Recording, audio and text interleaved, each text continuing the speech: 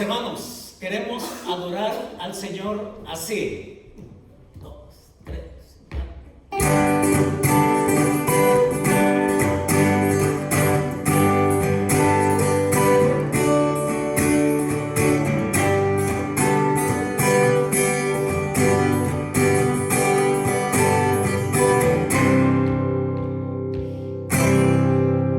Dice: toda la gloria, toda la honra es para nuestro Dios.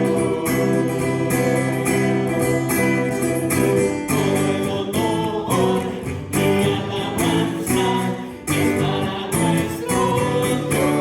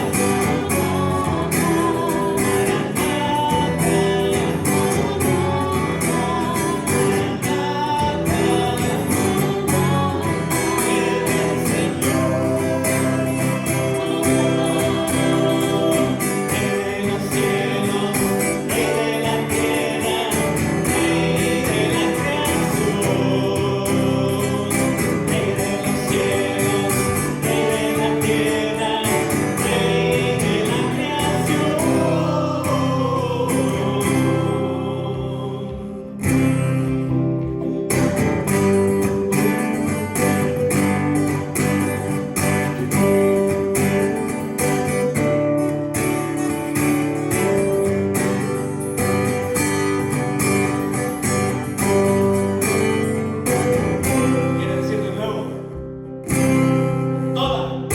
toda la gloria, toda la honra es para nuestro Dios. Todo el honor y alabanza es para nuestro Dios.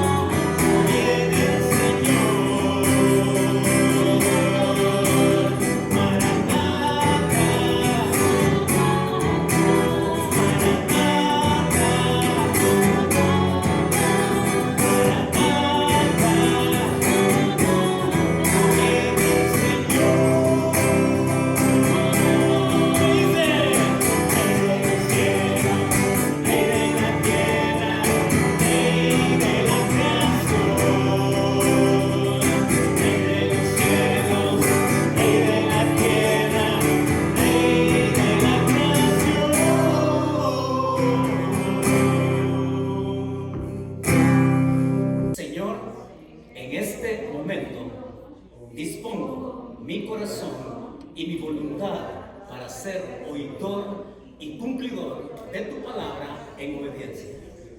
Guíame con tu Espíritu Santo para ser transformado a la imagen de tu Hijo. Y decimos amén. Quiero comenzar el día de hoy pidiéndoles que hagan un ejercicio conmigo. Es este que ustedes ven en la fotografía de estas dos personas. Quiero pedirles que hagamos lo que ellos están haciendo. Es decir, que todos, cuando yo les dé la indicación, volvamos a ver a la derecha de ustedes, ¿sí? Al contar 3, todos volteamos a ver hacia la derecha y durante 10 segundos vamos a permanecer así, ¿de acuerdo? Así que ustedes que están aquí, como los que están ahí viéndonos también en nuestro canal, al contar 3, todos al mismo tiempo volvemos a ver hacia la derecha durante 10 segundos, ¿ok? ¿Me di a entender? Sí, muy bien. A la cuenta de 3, 2, 1 y todos a la derecha. 10, 9, 8, 7, 6, 5, 4, 3, 2, 1 0. Gracias, hermanos. Hay concursos en donde la competencia consiste en que a la persona le ponen un cuadro con una cantidad exagerada de objetos y le dan 10 segundos para que pueda ver lo que hay allí, y que luego le dan solamente 5 segundos para que logre recordar cuántos de los objetos que pudo ver puede enumerar, hacer una lista, y gana el que más objetos pueda recordar. Es un juego que desafía la capacidad de observación al ver a la derecha, en este caso. Pone así como desafío la capacidad de retentiva que alguien puede tener. Así que, sin ver a la derecha ahora, díganme, ¿qué fue lo que ustedes vieron? Sin ver allá, yo veo que algunos están así, moviendo, no queriendo mover el cuello, porque realmente tenemos una buena capacidad de observación. Es que tenemos una buena capacidad de retentiva. Y mis hermanos, cuando nosotros pensamos en esto, es porque en la Escritura también se nos invita a que nosotros seamos buenos observadores, que podamos tener una buena capacidad de retentiva. Y es interesante que el autor en nuestra ocasión hoy es alguien que nos invita a ver hacia la derecha. El apóstol Pablo, cuando escribe a los colosenses, les dice a ellos, a esta iglesia pequeña allá en Asia, a esta pequeña iglesia, una ciudad insignificante, una iglesia pequeña comparada con la ciudad de Laodicea al norte, y más al norte también con Éfeso. Una pequeña iglesia, un pequeño grupo, una ciudad insignificante, y hermanos que podían también considerarse de esa manera. Pablo les va a decir que ellos no son insignificantes. Les va a decir que ellos tienen una vida relevante en Cristo. Y es Pablo el que a esta pequeña iglesia de hermanos nuestros de aquel tiempo les dice: miren a la derecha y contemplen, y que su capacidad de observación y su capacidad de retentiva de lo que ustedes vean ahí, eso les motive a continuar adelante con su vida espiritual con Jesucristo. Descúbralo conmigo. Vamos a Colosenses capítulo 3, por favor, versículos del 15 al 17. Colosenses capítulo 3, versos del 15 al 17. Y mis hermanos, allí en estos 3 versículos vamos a encontrar 3 principios y una verdad envolvente. En el caso de lo que nos lleva hoy Pablo a decir a partir del versículo 15, noten por favor cómo es que él comienza ahí en el verso 15 estas palabras de exhortación y de ánimo para estos creyentes. Por eso es que el título que yo le puse al mensaje el día de hoy es: mira a tu derecha. ¿Sí? Porque Pablo nos invita a ver hacia la derecha, a ver alto y a ver hacia la derecha. Así que conmigo, si gustan, por favor leer conmigo el verso 15 para arrancar esta mañana. Leemos juntos y dice: y la paz de Dios gobierne en vuestros corazones, a la que asimismo fuisteis llamados en un solo cuerpo, y ser agradecidos. Es Pablo que, al llamar la atención de estos cristianos en el primer siglo, les está diciendo a ellos: ¿sabes qué? Mira a tu derecha, porque has sido colocado en una posición desde la cual tú puedes juzgar mejor tus circunstancias. Es Pablo que a esta pequeña iglesia, hermanos nuestros, lo mismo que le está diciendo a ellos, se nos dice a nosotros hoy también. Nos está diciendo Pablo que se nos ha sido dada una posición desde la cual podemos juzgar mejor nuestras circunstancias. Y lo interesante es esto. Note que la palabra ahí en el verso 15 con que comienza es y. Es una palabra conectiva, lo cual significa que Pablo ha venido hablando de algo también anteriormente y que suma a su relato esto que está diciendo acá en el verso 15. Y dice: y la paz de Dios gobierne en vuestros corazones. Ahora, nosotros vemos a la luz del pasaje tener la paz de Dios, dice Pablo. Pero la paz es el resultado de otra cosa. Y tiene una causa. Esa paz de Dios sí se puede tener si nosotros venimos a lo que antes Pablo ha dicho, que es lo que causa la paz, que es lo que ocasiona tener la paz de Dios. Y Pablo ha descrito en los versículos anteriores que para tener la paz de Dios, primero hay que estar en paz con Dios. Desde ahí parte Pablo. Y es ahí donde él nos quiere hablar de la paz de Cristo y de la paz de Dios, que indistintamente él la usa como igual. La misma paz de Cristo es la misma paz de Dios.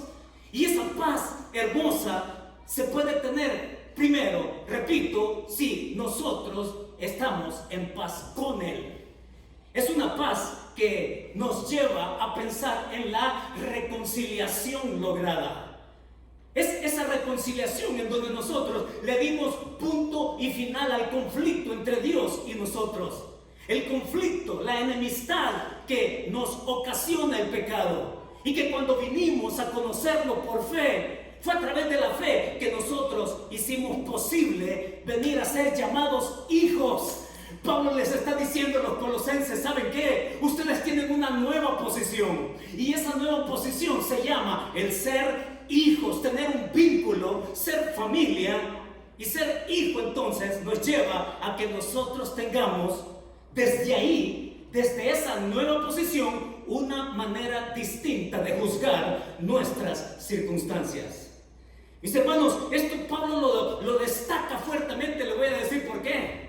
Porque no es poca cosa el que nosotros pensemos en nuestro pecado. Nunca va a ser poca cosa. Cuando pensamos lo que es tener la paz de Dios, tenemos que pensar primero qué era el conflicto que teníamos con Dios. ¿Cuál era nuestra incredulidad? ¿Cuáles eran nuestros pecados que nos ponían a distancia de Él? Que nos hacía tener una deuda con Él, una deuda que nadie es capaz de pagar. Es una deuda inasumible, es una deuda que nadie la puede costear, pero es una deuda que sí fue pagada y que fue asumida concretamente por el Señor Jesucristo. Es por eso que cuando venimos a hablar de la paz de Dios, primero tenemos que hablar de estar en paz con Él. Y si usted tiene esa paz en su corazón, con la convicción de haberle confesado a Cristo sus pecados y de haber creído en Él por fe, diga amén, por favor. Porque eso es lo que nos hace posible hacer que estas palabras de Pablo tengan significado para cada uno de nosotros. Decir la paz de Dios es esa posición que nos concede Dios como un privilegio. Fíjense cómo Él lo dice en el verso 12. Es que tenemos tal posición, dice Pablo en el versículo 12, que ustedes han sido vestidos de Él. Han sido vestidos como escogidos y santos, dice Pablo en el verso 12. También lo llama un nuevo hombre en el verso 10. Pablo viene hablando con amplitud de lo que significa conocer a Cristo y a través de Él entonces constituirnos por su gracia en una nueva persona, en una nueva criatura, que como lo dice Pablo también en otros lados, ¿no? Nueva criatura es. Las cosas viejas pasaron, y aquí todas son hechas nuevas. ¿Qué significa todo eso? Significa que el pecado ya no tiene dominio, ya no tiene control. Es Cristo que al morir en la cruz y resucitar de entre los muertos, Él venció la muerte, venció el pecado. Y note que precisamente a eso hace alusión Pablo en los versículos del 1 al 4. Es Pablo que ahí habla. Si pues, dice, por cuanto habéis resucitado con Cristo, buscad las cosas de arriba y no de las de la tierra, dice. Poned, dice en el versículo 2, la mira en las cosas de arriba. Ahí, sentado Cristo a la, dígalo, a la diestra. Es Pablo que nos invita a ver a la derecha. Es Pablo que nos invita a ver alto y ver a la derecha, porque en ese lugar, en esa posición, Cristo está victorioso de lo que nos aquejaba y nos condenaba. Porque cuando Él resucitó, note cómo es que Pablo le pone intensidad al asunto. Pablo está diciendo, así como Cristo resucitó de entre los muertos, así ya tú tienes también una posición con Él en los lugares celestiales. No me pregunte cuánto significa eso. ¿Cómo es eso de estar en la tierra, pero al mismo tiempo ya es toda una garantía que nosotros tenemos una posición en los lugares celestiales con Él, dice Pablo? Amén. Es que esa posición, mis hermanos, entonces nos lleva a que nosotros pensemos desde dónde nosotros podemos juzgar las circunstancias. Y entonces sí podemos hablar de la paz de Dios, de esa paz que es un fruto del Espíritu Santo, de esa paz que la necesitamos hoy. Oyendo las noticias esta semana, ¿sabe? Un hombre fue muerto por una pedrada allá en Israel, ¿sí? Y este hombre quedó muerto y su cuerpo fue llevado, pero parte de él fue así donado a una mujer palestina. Entre ellos ahora en este conflicto árabe o palestino-israelí que se tiene, ¿no? Pero esta mujer dijo algo, que este órgano, dice, de este hombre judío, puesto en mí, esta mujer, un riñón que era compatible con ella, dice, este es un grito para la paz. Qué hermoso, ¿no? Que Dios bendiga a Israel, sí. Y que Dios bendiga a los palestinos, sí. Y que Dios bendiga a los hindúes también. Y que Dios bendiga a todo aquel que, reconociendo que en algo podemos tener la sensibilidad de algo mayor de lo que alguien puede hacer por nosotros. Es cierto, tener un riñón es una gran cosa. Es cierto, recibir algo que me auxilie o me llene, aunque sea temporalmente, siempre es bienvenido. Pero cuando hablamos de lo que Cristo hizo, no se trata de un riñón, no se trata de una córnea, no se trata de un pulmón, se trata de su vida entera. Se trata de tener plenitud en el Señor, que nos dice que por cuanto Él está a la diestra del Padre, victorioso, nosotros podemos ver a la derecha y hacia arriba y contemplar lo que en esta posición, mis hermanos, cada uno de nosotros podemos juzgar nuestras circunstancias. ¿Cómo así? Porque las circunstancias, mis hermanos, las circunstancias son casuales. Las circunstancias son temporales. Y como dice ahí el dicho popular, no hay mal que dure 100 años. Esta pandemia ya va a pasar. Y cualquier otra crisis pasan. Es que las circunstancias son casuales. Las circunstancias son temporales. Y saben, usted es más importante que una circunstancia, está diciendo Pablo. Usted y yo somos más importantes que la temporalidad de una crisis.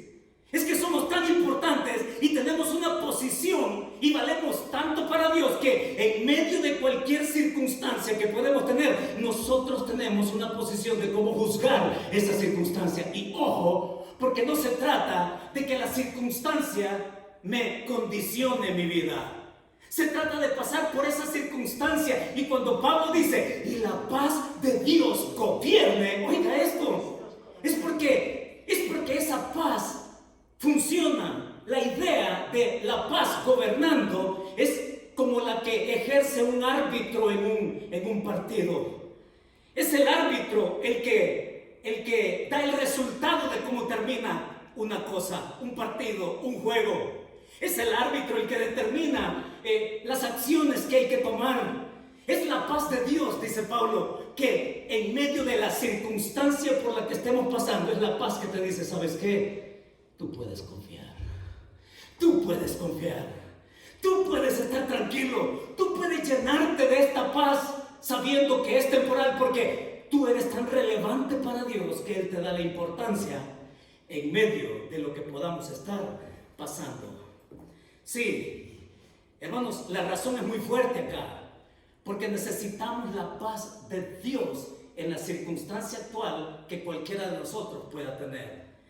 Es lo mismo que Pablo. Si usted le da vuelta a su página en su Biblia, allá en Filipenses, capítulo 4, verso 6, es exactamente lo mismo, porque ahí dice: por nada estéis afanosos, sino sean conocidas vuestras peticiones, que de por sí ya eso asume o quiere decir orar. Sean conocidas vuestras peticiones delante de Dios en toda oración y ruego con acción de gracias. Y note lo que sigue en el verso 7. Y la paz de Dios, que sobrepasa todo entendimiento, guardará vuestros corazones y vuestros pensamientos en Cristo Jesús. Lo que Pablo le dice a los colosenses es exactamente lo mismo que se lo dice también a los filipenses. Es la paz de Dios que va a guardar, dice. Y la palabra guardar es un término militar. Es decir, es de alguien que se pone para custodiar a otra persona. Es un término militar que usa aquella figura de un centinela que está viendo cuando viene el peligro. Y cuando aparece esa circunstancia y cuando viene ese peligro, la paz, dice, te va a guardar como un centinela. Porque la paz, mis hermanos, ojo con esto, la paz nos va a llevar a ver al que está a la derecha del Padre. El que está a la derecha victorioso. Y que nos va a decir: ¿sabes qué? Esto es circunstancial. ¿Sabes qué? Esto es temporal. ¿Sabes qué? Esto va a pasar. ¿Sabes qué? El trabajo que perdiste, vas a tenerlo. Miren, ahora con este fenómeno de la pandemia, todo el mundo quería estar protegido por el gobierno. Protegido por el gobierno recibiendo un cheque semanal. Y entonces esto propició el que la gente estuviera cómoda. Y muchos estados han dicho: pues ya no más, la cosa aquí es a trabajar.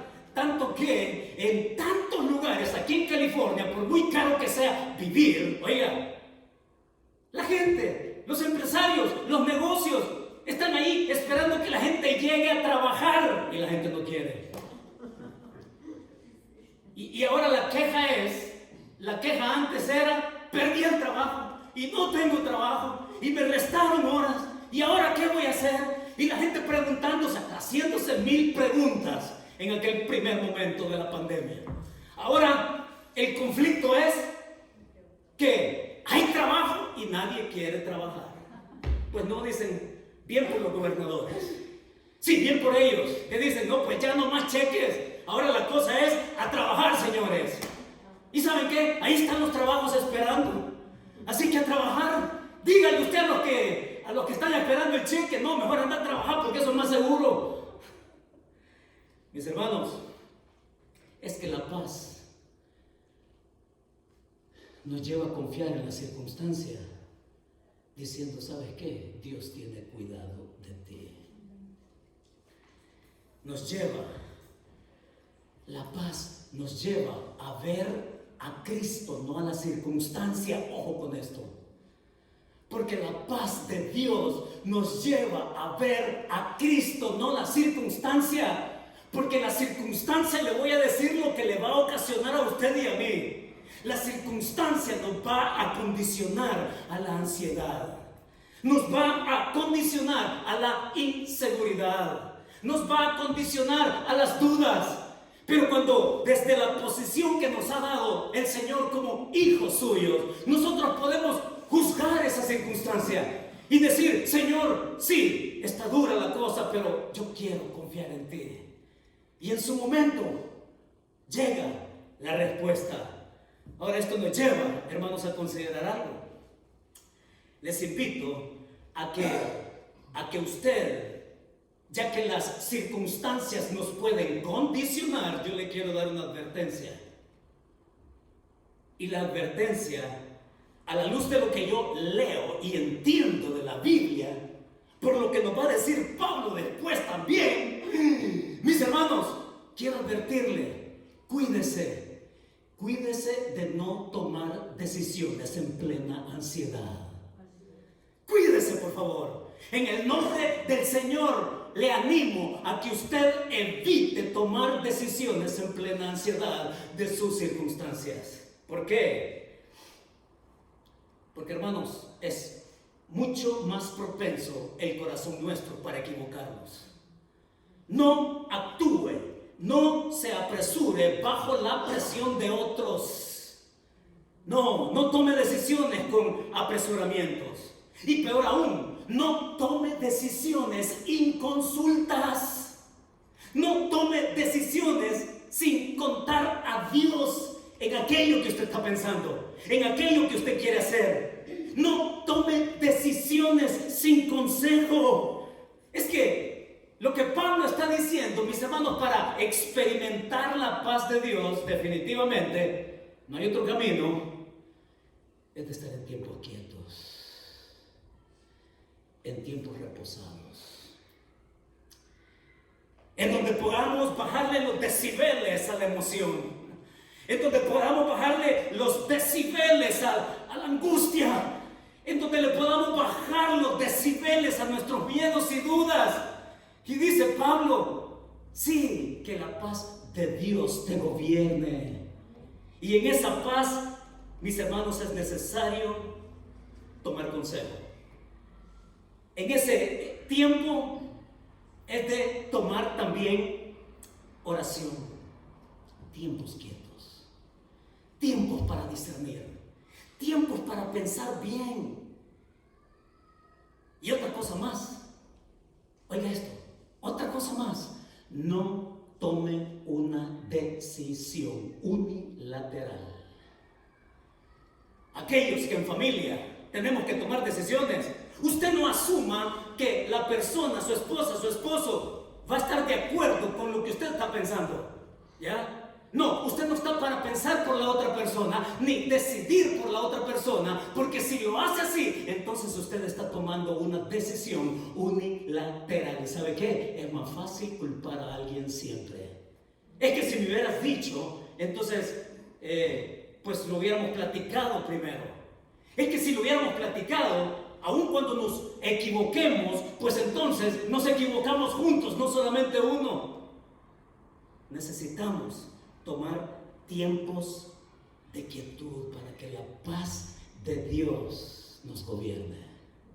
Para que en la paz de Dios y los tiempos quietos podamos ver a la derecha y podamos ver a lo alto y que el Señor podemos confiar en Él. Pero hay algo más, porque el pasaje ahí en Colosenses está diciendo en el versículo 15, a la cual dice, o sea, a esa paz hemos sido llamados a conformar un cuerpo. Es que la paz de Dios también es posible, no solamente como un privilegio como hijo, sino como una responsabilidad entre hermanos. Mi responsabilidad es cuidar la unidad del cuerpo y la suya también. Es decir, todos estamos en parejo con esa misma responsabilidad. Y es que tratar con la gente no es fácil. Mire, con que no es fácil con la gente más cercana que tenemos en casa todos los días, 24 horas. Ahora imagínense usted con personas casuales con que nos encontramos. No es fácil tratar con un jefe, cascarrabias. No es fácil tratar con una persona que rápido se prende. No es fácil tratarnos. Y es que Pablo nos está llevando a la responsabilidad de, dice ahí, a la que hemos sido llamados, a esa paz. Ahora yo le quiero dar una clave que a mí me ha servido. Y créanme que esto lo he aprendido ya viejo. Hubiera querido aprenderlo más de joven. Bueno, se supone que uno va madurando, ¿verdad? Pero cuando estamos en argumentación en casa, y aquí está mi sello. Miren, cuando estamos, ustedes piensan que en nuestra casa no discutimos temas así espinosos. Claro que sí. Tratamos temas donde la cosa se pone así, a flor de piel, donde no avanzamos. Y no está malo discutir, sépalo. No está malo discutir. No está malo argumentar. El problema es no sacarle provecho a esa discusión, quedarse solamente en la discusión en sí. Es que el poder tener elementos de concordia y de soluciones, a mí me ha llevado a tener una práctica que me ha servido. ¿Sabe cuál es? Se la comparto, y si le sirve en algo, qué bueno. Porque cuando ya vemos que estamos así, en lo mismo y en lo mismo, redundando y redundando más, y que no avanzamos y que repetimos siempre las mismas cosas, ¿sabe qué? ¿Qué hago yo? Time out. Y no es que quiera dejar con la palabra en la boca a algún miembro de mi familia, no. Se los explico y les digo, ¿saben qué? Yo necesito tiempo. Me voy a ir a tomar aire allá afuera. Y me salgo a caminar, y me salgo a quietar mis pensamientos, y me salgo a quietar mis emociones, me salgo a quietar mi ser. ¿Por qué? Porque, mis hermanos, somos pero tan sensibles cuando se trata de cruzar la línea. Porque si seguimos en lo mismo, entonces podemos cruzar la línea. Y prepárese, porque entonces se van a decir cosas que después se dice, es que no quise decir eso. Porque cuando la línea es tan fina y se cruza esa línea, entonces también se van a hacer cosas de las cuales no podemos arrepentir. No, pues a mí me ha servido. ¿Saben? Cuando no estamos llegando a algo, entonces digo, ¿saben qué? Time out. Yo necesito salir a caminar, a tomar aire fresco. Y entonces ya me descargo, y entonces ya regreso. Y si hay que platicar, pues sigamos platicando, pero me conozco. Y quizás como usted, yo puedo ser muy sensible o susceptible a cruzar una línea. Y Pablo dice acá, a la que has sido llamado, a esa paz también has sido llamado, al cuerpo de Cristo. A ese cuerpo de Cristo que lo constituye también la familia en casa. No piense que porque es familiar tiene el derecho a cruzar esa línea. No. Somos familia, pero somos también familia en Cristo. Entonces, la aplicación de la experiencia que a mí me ha servido es esta, mis hermanos. Trabaja en reducir o eliminar esas fricciones a través de treguas pacíficas. A mí me ha servido. Se la recomiendo, da resultado. Casi que es infalible, ¿ya? Así que sálgase a su casa. Si ya no aguanta a su hijo, a su hija, a su esposa, y la cosa no tiene sentido, vaya y camine, respire. Suelte los pulmones y dígale, Señor, necesito tu paz. Señor, dame la palabra indicada. Y sed agradecido, dice Pablo. Cuando estamos con la paz de Dios, entonces podemos estar agradecidos por lo que Él va a hacer. Pablo no solamente se queda ahí, nos va a dar un segundo principio, verso 16. Mire lo otro que ofrece Pablo, agárrese. Mire de dónde se agarra, porque lo que Pablo dice en el verso 16 es: la palabra de Cristo more en abundancia en vuestros corazones, enseñándoos y exhortándoos unos a otros en toda sabiduría, cantando con gracia en vuestros corazones al Señor con salmos e himnos y cánticos espirituales. No solamente se trata de una posición desde la cual yo puedo juzgar las circunstancias.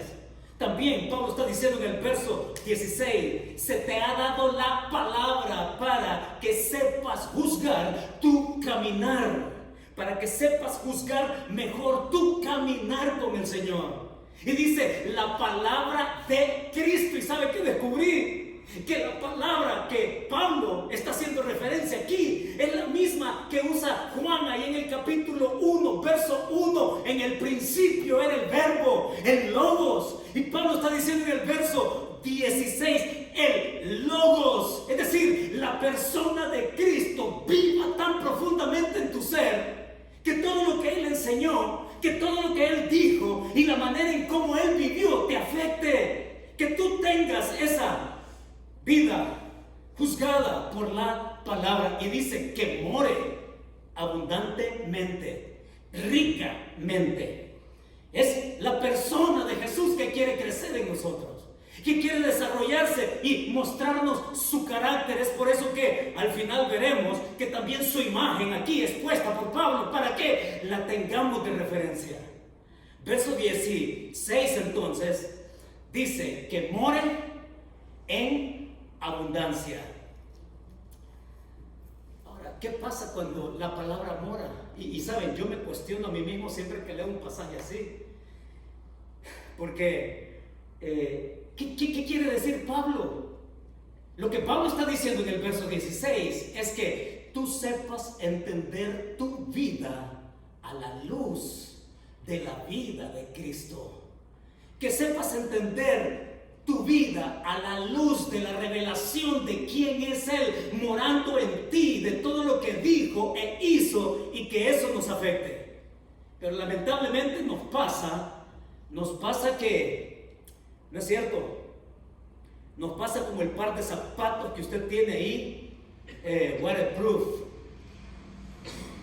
Nos pasa como la chaqueta esa que usted tiene, que es waterproof también. Nos pasa como el paraguas ese que usted extiende para no mojarse.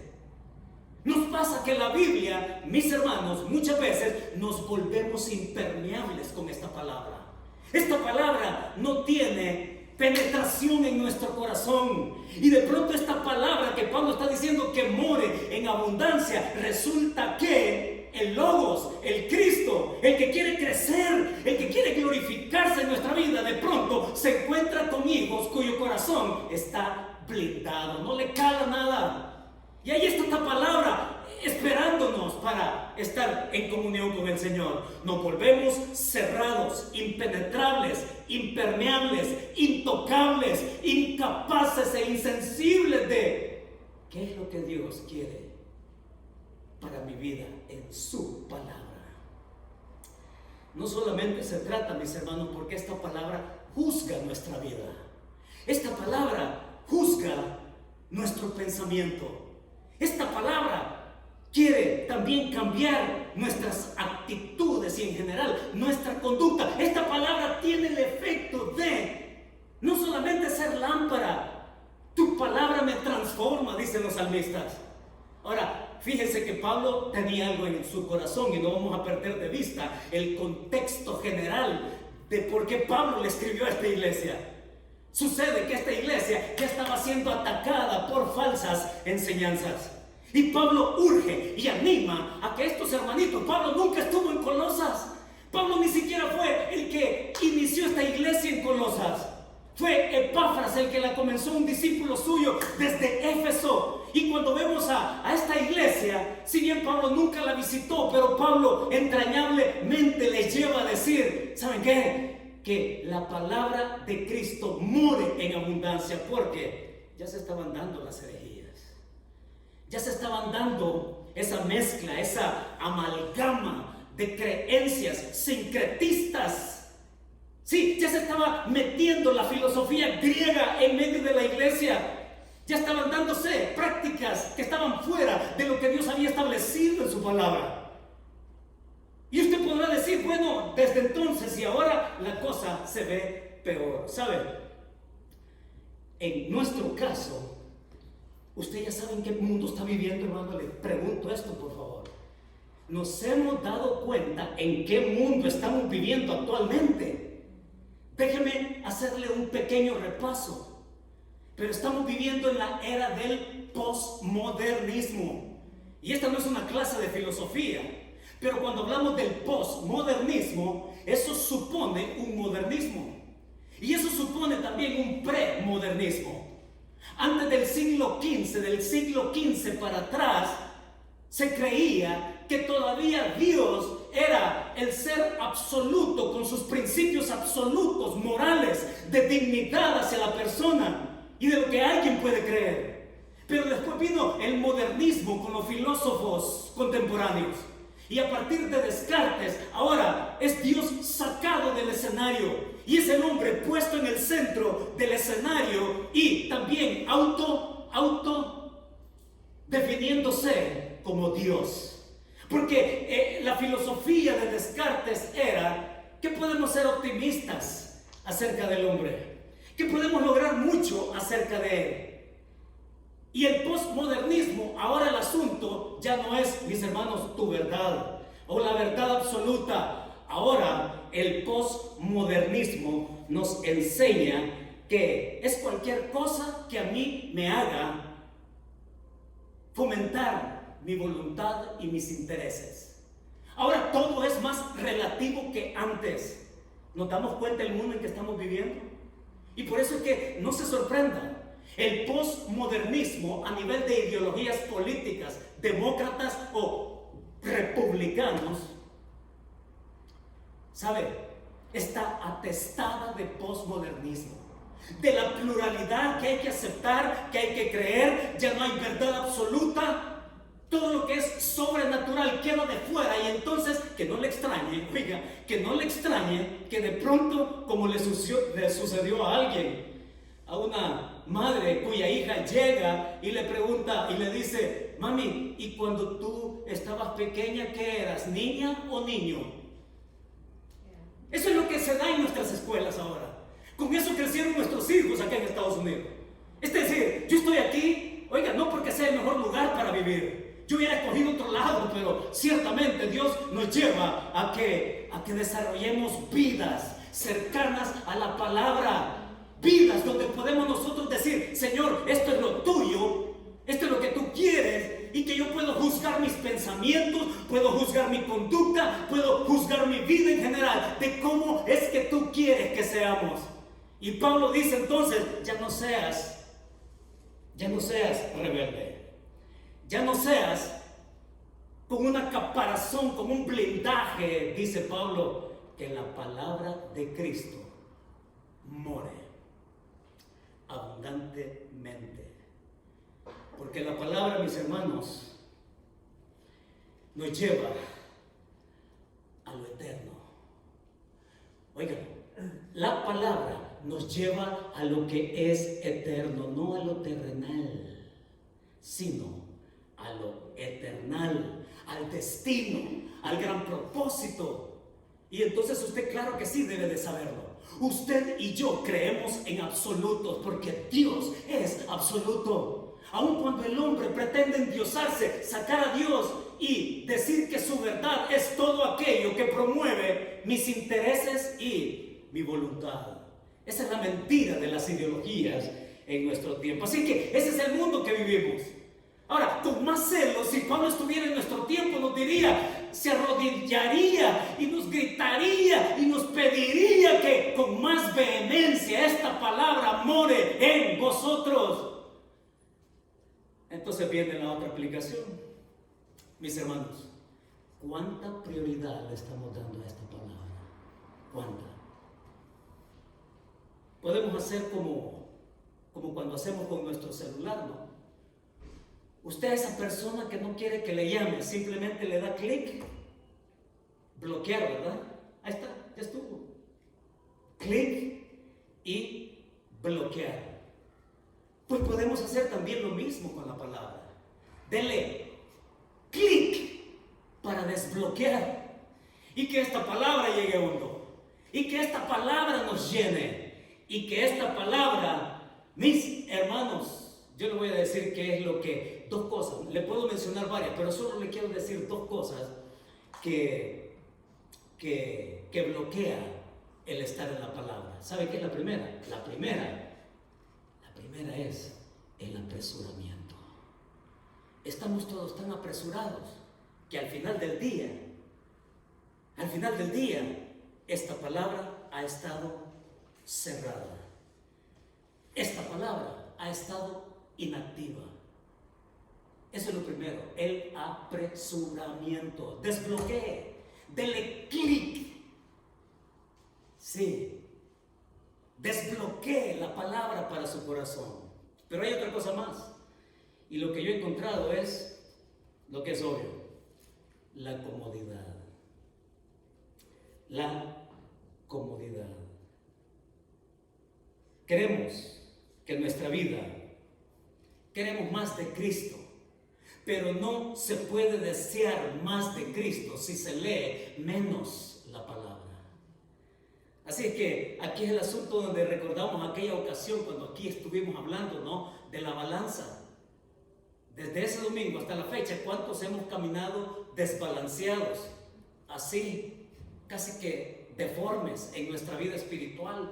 Ha pesado más el apresuramiento, la comodidad, la ansiedad y todo lo que quiero y todo lo que más me importa, y hemos bloqueado la palabra, y Dios lo que quiere es ponernos en un balance donde Él quiere llenarnos. Y lo último que Pablo dice en el verso 17, lo que resulta de la palabra es que entonces yo puedo entender la gracia, cantando con gracia, dice, reconociendo la gracia, alabando, adorando al Señor, porque Él tiene un destino que es completo, pleno. Y por último, el verso 17 lo dice así de esta manera Pablo: y todo lo que hacéis, fíjese cómo es de envolvente Pablo, y todo lo que hacéis, sea de palabra o de hecho, hacerlo todo en el nombre del Señor Jesús, dando gracias a Dios Padre por medio de Él. Ahora, hay algo aquí que el castellano o el español no nos lo descubre por completo, pero que está en el texto griego. Y es una palabrita, ¿sabe? Es una palabrita que nos descubre el corazón de Pablo. Es esa palabra en donde Pablo tiene la duda. Pablo está con duda de una realidad. Hermanos, la realidad que Pablo entiende y la realidad que Pablo escribe es que tenemos una posición como hijos, y como hijos entonces tenemos la capacidad espiritual de poder juzgar nuestras circunstancias y caminar con la paz de Dios en nuestra vida, confiando en Él. Pablo está claro en esa realidad que también la palabra de Cristo, al morar en nosotros, esta nos va a conducir de acuerdo al propósito de Dios. Pablo lo tiene claro, pero él de pronto deja una duda en el versículo 17. Pero qué manera de Pablo de expresarlo, me encantó, ¿sabe? Cuando lo descubrí, dije, wow, este Pablo sí que de veras es fabuloso. Él está diciendo en el verso 17, y todo lo que hacéis, sea, y esa es la palabra, sea. Y la duda de Pablo es, dicho de esta manera, se la explico. Pablo está diciendo, yo dudo, dice Pablo, yo dudo que tú quieras hacer algo que esté en desacuerdo con lo que Dios nos dice en su palabra. Pablo está diciendo en otras palabras, yo dudo que tú quieras vivir de la manera en que no le agrada a Dios. Yo dudo, dice Pablo, que tú quieras continuar una vida vacía. Yo dudo, dice Pablo, con toda esa realidad expuesta, yo dudo que tú quieras continuar igual, sin palabra de Dios que te dice, esto es el camino que quiero para ti de parte del Señor. Y todo lo que hacéis, entonces el principio que Pablo dice, el Señor nos concede el reto de sumisión, de tu voluntad para Él. Y todo lo que hacéis, de aquí en adelante, yo no creo que tú quieras hacer algo que no esté de acuerdo a la voluntad de Dios. Yo no creo que tú quieras pensar hacer eso. Yo no creo que tú tengas que sentir y tener esa actitud con tu hermano, con tu hermana o en familia. Yo no creo que tú quieras caminar de la misma manera, como que si no estuvieras revestido, como hemos leído en el versículo 12 y como hemos leído en el versículo 10. Yo no creo, dice Pablo, yo tengo mis dudas de que tú quieras continuar igual, como que si no estuvieras revestido de Jesucristo. Y por eso es que él usa el nombre de Jesús acá. Dice, hacerlo todo en el nombre del Señor Jesús. Y con esto terminamos. ¿Saben que leí una noticia en donde una estudiante vietnamís, estudiando acá en el Laney College, su nombre para cualquiera de nosotros sería tan difícil de pronunciar? De hecho, yo lo tengo escrito acá y quién sabe cómo se pronuncia. Pero el nombre de ella trajo controversia. ¿Sabe por qué? Porque el nombre de ella, su primer nombre, no voy a decir la palabra en inglés, porque su nombre suena como una palabra vulgar en el inglés. No la voy a decir, es muy conocida y todo el mundo la usa allá afuera y usted la oye a diario. Pues esta chica, su profesora le dice que que cambiara su nombre. Porque en inglés su nombre se oye como... Pero a ella le encantaba su nombre, porque su nombre en vietnamés significa felicidad. Pero en inglés suena como a... Pues esta chica se quejó. Se quejó porque ella sintió que era un atentado contra su dignidad y lo consideró como un ataque racial. Ahora, ¿cómo están las cosas, verdad? Así que las autoridades de la universidad despidieron a esta profesora. Y entonces esta chica le escribió a la maestra, o mejor dicho, la maestra le escribió a esta chica, disculpándose, y le explica ahí en el correo electrónico que la entienda, porque si yo viviera en Vietnam, le dice, y si mi nombre en inglés significara una expresión vulgar en tu idioma, entonces yo me lo cambiaría por mi propio bienestar y por el bienestar de todos los que oyen esa palabra. Y así, por eso es que muchos asiáticos acá cambian su nombre. Y de pronto alguien asiático se llama Roberto. Y cuando veo Roberto, pues con su físico, no de Roberto. Pero ¿a qué voy, hermanos? Qué importante es el nombre, ¿verdad? Qué importante es su nombre. Y saben, su nombre destaca también su persona. Y Pablo está diciendo ahí, hacedlo todo en el nombre del Señor Jesús. Y usa el nombre terrenal por todo lo que significa.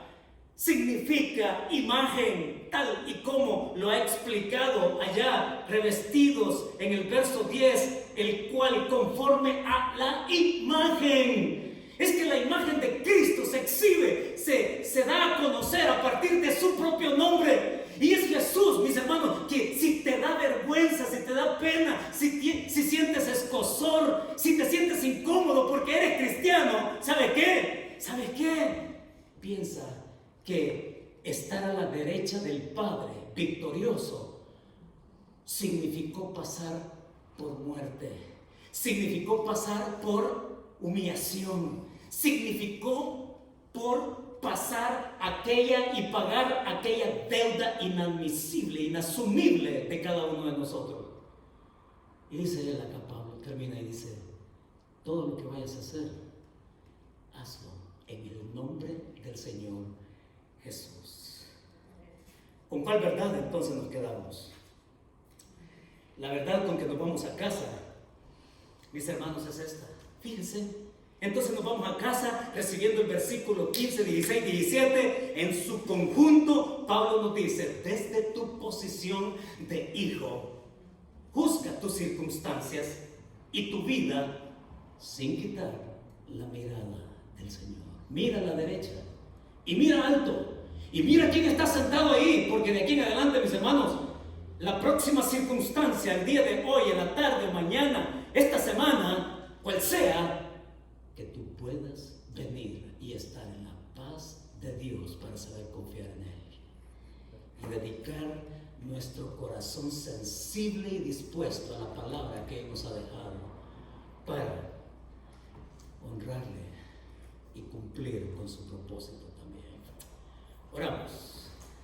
Señor, muchas gracias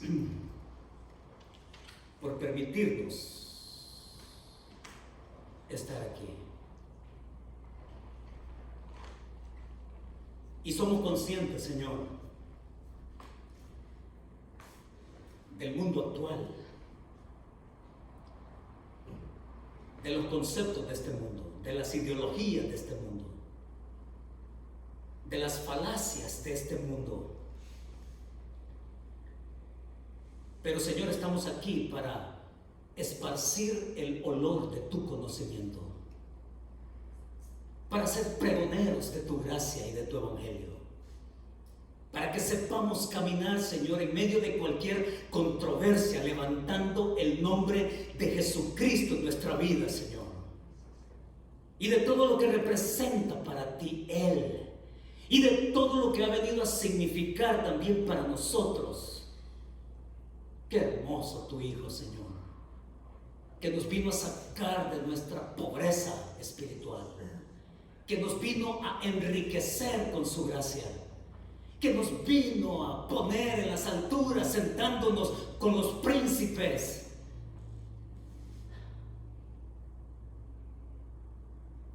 Cuánta gratitud tenemos, Señor,